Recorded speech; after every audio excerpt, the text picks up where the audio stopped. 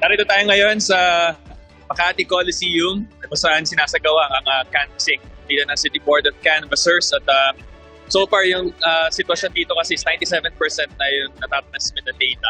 And meron pang 7 voting precincts na hinihintay pero ang nangyari ay nag-move ang camp ni Mayor ni Senator Nancy Binay na pwede magkaroon ng partial proclamation na mayor dahil ang kanilang argument ay hindi na maapektuhan yung lead ng for the mayoralty race with those 7 polling precincts.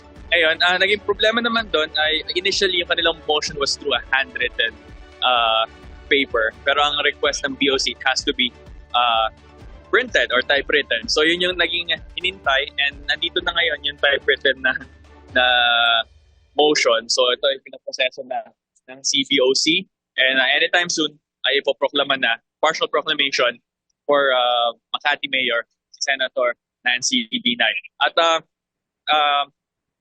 yung for the Vice Mayor race naman, ang leading ngayon ay si Kid Peña. Pero they have a different camp for that. For now, partial proclamation lang for Mayor ang kanilang naging motion.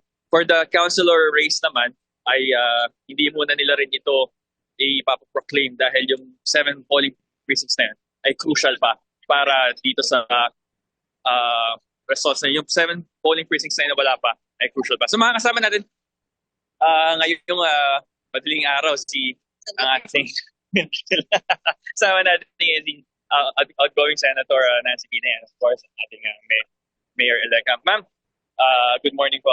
Live po tayo sa GMA. Senator, ano po ang pakiramdam niyo po ngayon with the results of the election so far?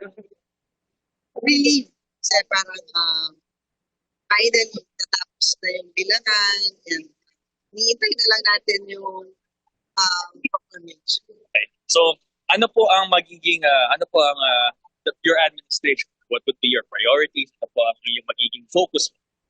Well, syempre, ituloy pa rin natin yung social services that kung saan kilalang Okay po. Tapos ngayon po, you also celebrated your birthday. May happy birthday ba? What would be your message po for everyone who voted for you? Salamat doon sa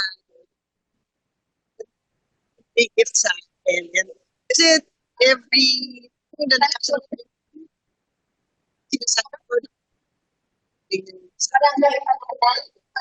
isang boto nila.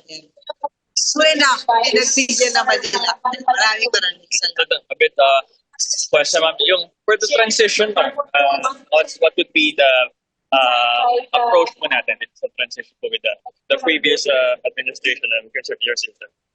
So I guess I need to form a transition then on my end. Kasi parang sa interview naman ng sister ko, sinasabi niya na ganoon din yung gagawin niya on her end to form a transition. Thank you very much, ma'am, and congratulations on your proclamation. So, Mayor-elect po ng Makati, si Senator Nancy Binay. Thank you. So we're expecting the proclamation anytime soon na. So ito ang latest na sitwasyon mula rito sa Makati City. Pamalagra po ng GMA Integrated News. Dapat totoo para sa eleksyon 2025.